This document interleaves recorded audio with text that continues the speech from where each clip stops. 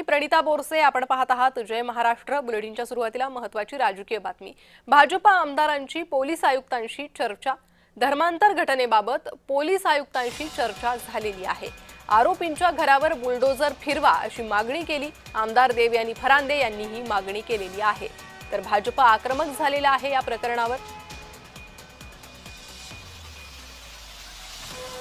नाशिकमध्ये अशा एका कंपनीमध्ये जो हा प्रकार उघडकीस आलेला आहे तो अत्यंत गंभीर, म्हणजे कशा पद्धतीने हिंदू मुलींचं शोषण करू शकतात.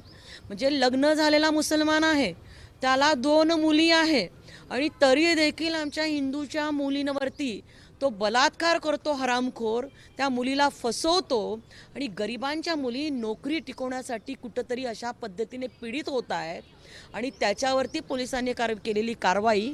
पोलीस आता पुढचा तपास करत आहे. परंतु आम्ही आज भेट खास अशासाठी दिलेली आहे की नाशिकमध्ये एक सुरक्षित वातावरण महिलांच्या दृष्टिकोनातून निर्माण व्हावं आणि महिलांनी देखील पुढे यावं.